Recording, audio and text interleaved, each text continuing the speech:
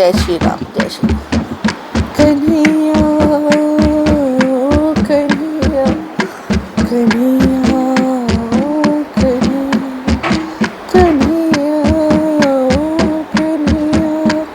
कन्हैया कन्हैया हम तुम भोले सिया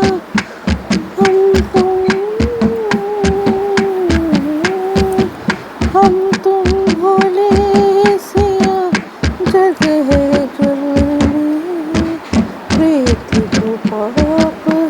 कहते धर्मी हम भोले सिया जग है जुल्मी प्रीति को पाप कहते धर्मी जब हंसे तो हंसने दो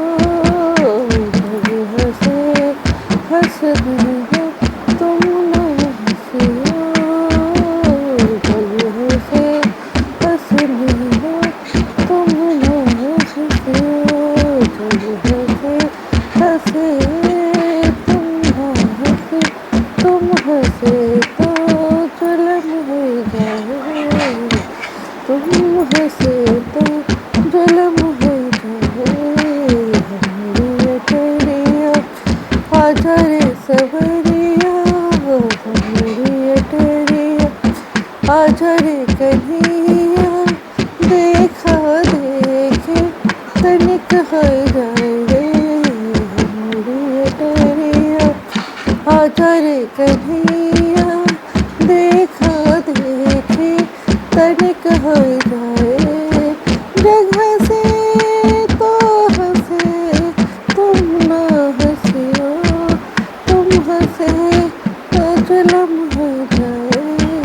हमारी अटरी आजा रे सवरिया देखा देखे तनिक हो जाए हमारी अटरी हम तुम भोले हम तुम भोले सिया जग है जुल्मी हम तुम भोले सिया जग है जुल्मी प्रीति को पाप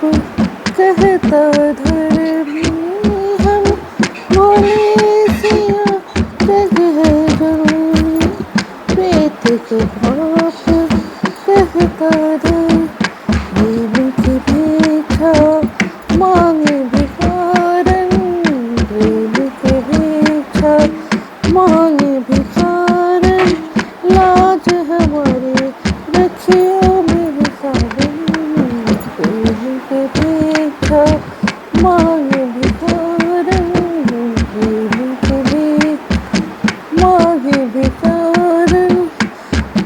लाज हमारी रखियो सावन आओ सजन तुम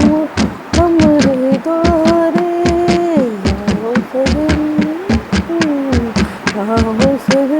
तुम हमरे द्वारे सारा झगड़ा खत्म हो जाए हमारी अटरिया आजा रे सवरिया हमारी अटरी आजा रे सवरिया तो देखा देखे तनिक हो जाए हमारी अटरी पे हम तुम भोले जग है जुल्मी प्रीति के साथ कहता धर्मी हम भोले सिया जग है जुल्मी प्रीति को पाप कहता धर्मी प्रीतम से मत जानियो प्रीतम ये मत जानियो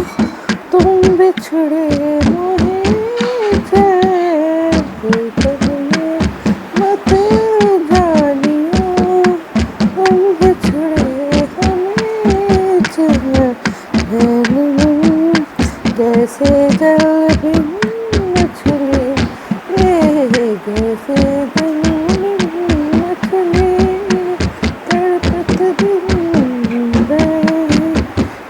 कहीं मत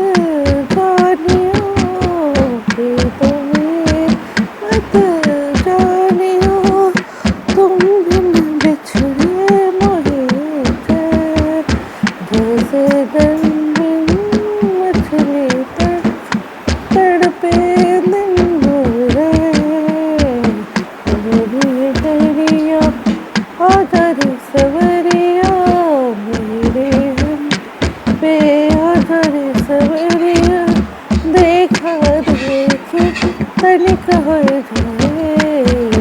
मेरी डरे आदर सवरिया सारा झगड़ा खत्म हो जाए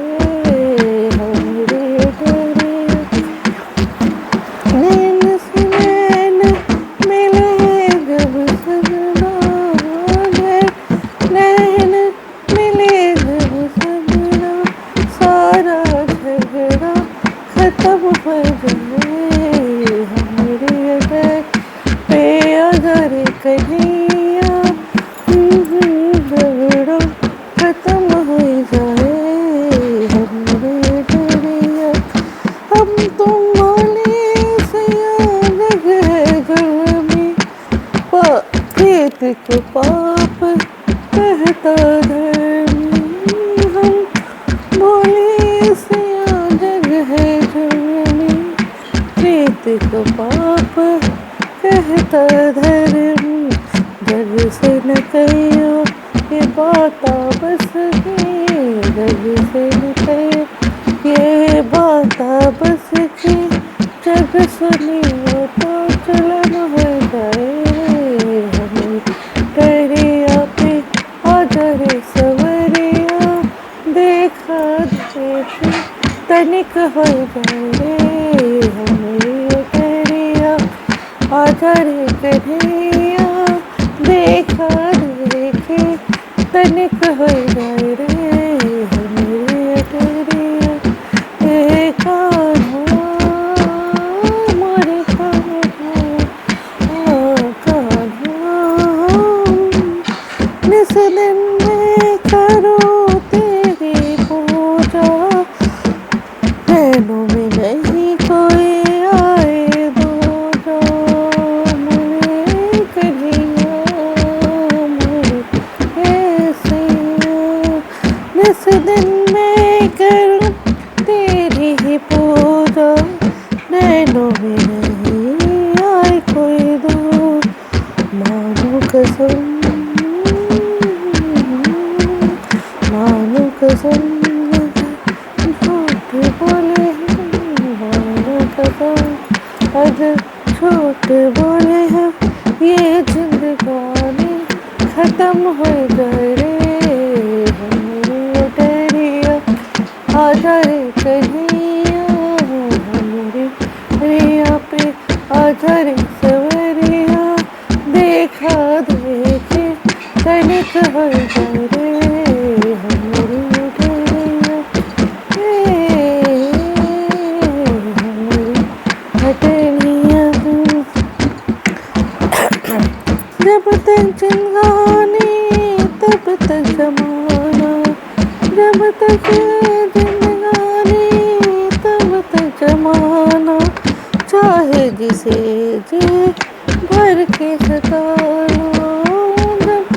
रानी तब तक जमाना चाहे जिसे जी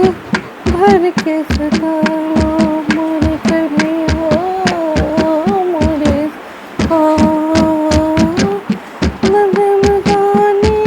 तब तक जमाना चाहे जिसे जे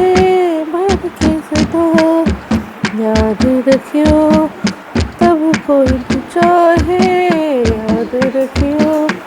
तब न कोई चाहे जब जिंदगानी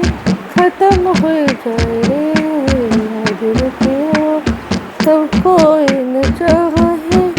जब जिंदगानी खत्म हो जाए रे हमारी डरिया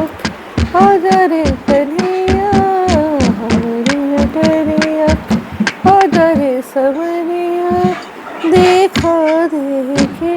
तनिक हो जाए रे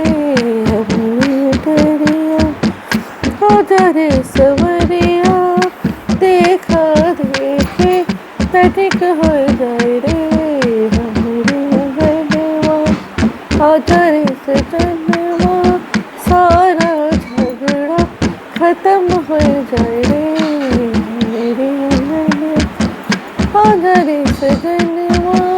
सारा झगड़ा खत्म हो जाए रे हमारे डरिया आजा रे सवरिया देखा देखे तनिक हो जाए रे हमारे डरिया पे ओ कन्हैया कन्हैया कन्हैया कन्हैया कन्हैया कन्हैया कन्हैया कन्हैया।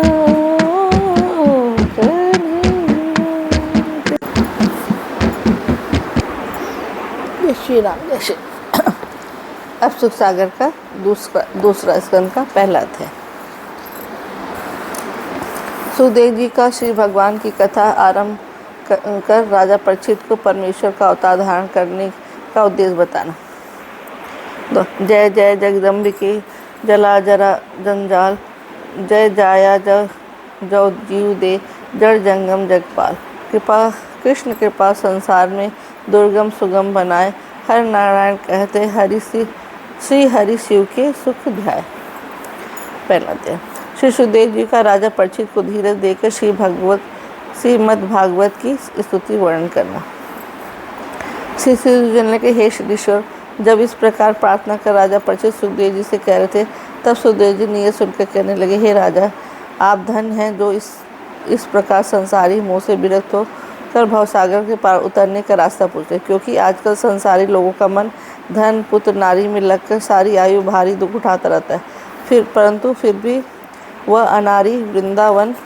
बिहारी का भजन न करके लोग 84 की भारी बीमारी से छूटने का उपाय नहीं करते, क्योंकि ईश्वर के भजन के बिना भवसागर से पार उतरने की तो बात सोचता है।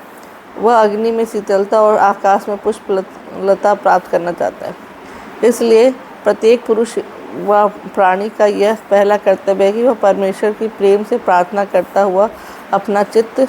वित्त पत्नी पुत्र और समस्त परिवारों में अधिक न फंसाकर अपने कर्तव्य का पालन करें, जिससे यह सुख और मुक्ति प्राप्त कर संसार के आवागम से मुक्त हो जाए। अब मैं आपकी तथा तमाम संसार के हित के लिए सबसे सरल मुक्ति का मार्ग बताता हूँ, जिसे आप ध्यान लगाकर सुनें। हरि कथा चित्त के सुनने वाले की चिंता तुरंत ही अपनी चिता बनकर चिरकाल के लिए नहीं बल्कि सदैव के लिए संताप के साथ सती हो जाती है। सौर जन त्राता और मुक्ति मणि दाता मार्ग का नाम श्रीमद् भागवत है, जो भवसागर को सुख सागर बनाता हुआ दुख सागर से सदैव के लिए पार करता है। इसलिए सुख और मोक्ष की इच्छा रखने वाले मनुष्य को यह मुक्ति मणि दाता श्रीमद् भागवत अवश्य सुनना चाहिए।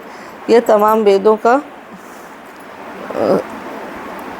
सार है और तमाम शास्त्र सुनने से और हजारों यज्ञ जप तप और दान करने से भी जो फल प्राप्त नहीं होता, वह इसके सच्चे मन से सुनने मात्र मिल जाता है। इसके सुनने वाले को यमराज की यातना कभी नहीं भोगनी पड़ती तथा इसके सुनने से जन्म जन्मांतर के जघन्य पाप जलकर भस्म हो जाते हैं। जिस प्रकार दवानल में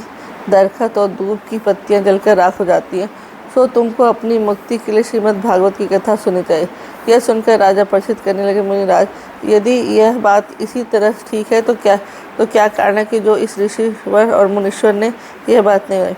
यह सुन सुखदेव कहने लगे, हे राजन, इस ऋषिवर का मन जप तप होम और यज्ञ आदि में लगा रहने से स्थिर नहीं है, इसलिए आपको और अधिक कठिन मार्ग बताकर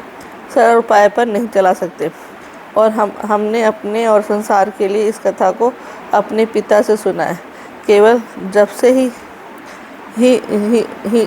ही नहीं जन्म लिया तब से सदा परमेश्वर का भजन कर 8 पहर 64 घड़ी परमहंस की अवस्था में रहते हैं। इसलिए हमारा मन स्थिर और शांत है और इसी कारण हमने आपको आते ही मोक्ष का यह सरल उपाय बतला दिया। सो इस पर चलने से आप अवश्य मुक्त हो जाओगे। यह सुन राजा परीक्षित करने लगे कि हे मुनिराज, आप धन्य और मुझे भी धन्य ही समझना चाहिए।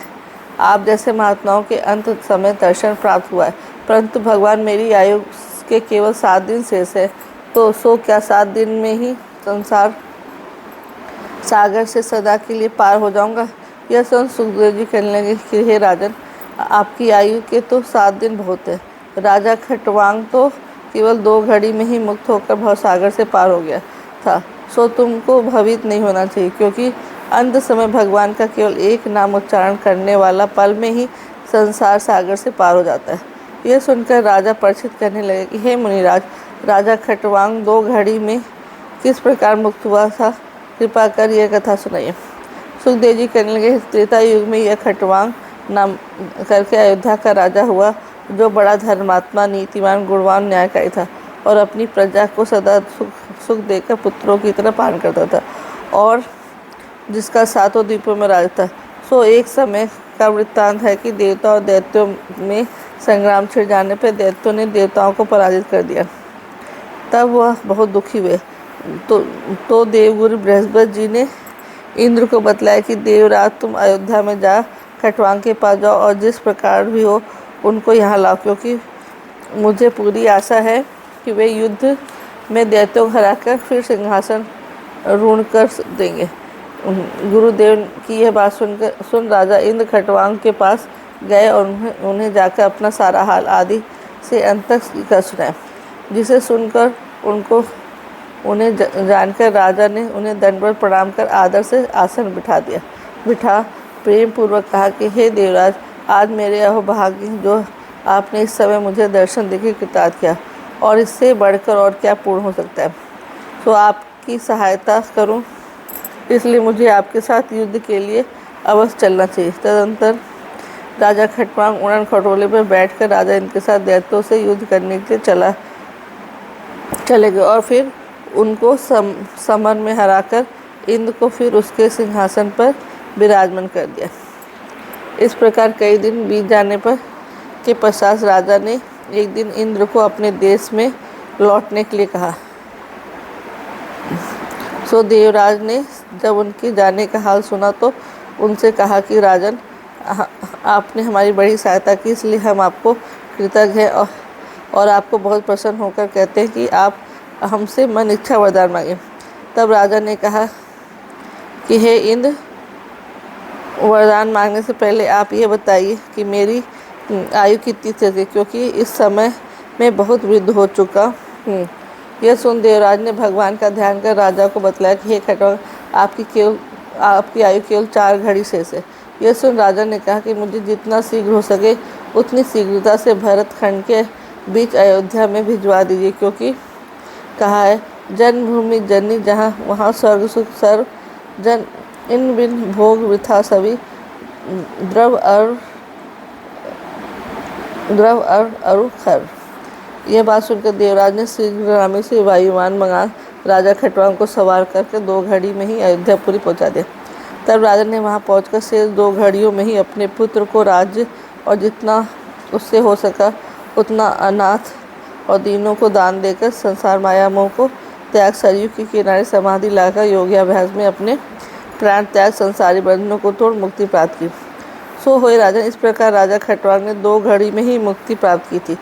सो तुमको तो 7 दिन बहुत होते, इसलिए आप संसारी माया में मन को बिल्कुल मोड़कर भगवान विष्णु के इस विराट स्वरूप का ध्यान करें, क्योंकि संसार की समस्त वस्तुएं इसी विराट स्वरूप के अंतर्गत है। इससे आप बाहर कोई लोक और परलोक नहीं। उसी के प्रकाश से चंद्रमा सूर्य प्रकाशित होकर संसार में उजाला करते हैं तथा संसार के समस्त प्राणियों में उसी का प्रकाश है और उसी के सारे सब चेतन रूप दिखाई देते हैं। इसलिए हे राजन, संपूर्ण संसार को उसी का रूप समझना चाहिए, अर्थात ये सारा जगत ब्रह्म रूप है। उसी परमेश्वर का ध्यान लगाकर आप चित्त दे भागवत सुने, जिससे आपको अवश्य भाव सागर से बेड़ा पार हो जाएगा।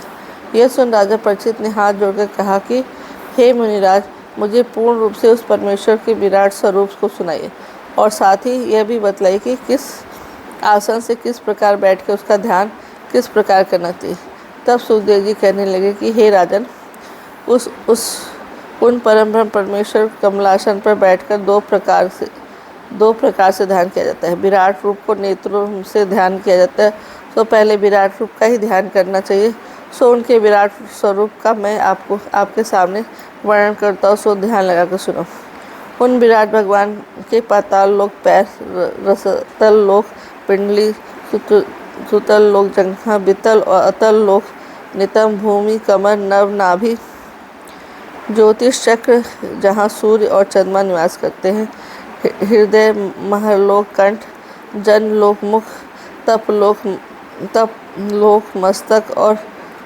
सत्यलोक शीश समझने चाहिए तथा इंद्रादि देवता भुजा 10 दिशाएं कान अश्विनी कुमार नाक संसार की सब सुगंधित वस्तुएं नाक के छिद्र अग्नि मुख आकाश आँख का गर्त सूर्य और चंद्र नेत्र दिन और रात्रि पालक पलक जल पैर तमाम संसार का स्वाद जीव यमराज दांत माया मुस्कुराहट लज्जा और लालच होठ धर्म हृदय अधर्म पीठ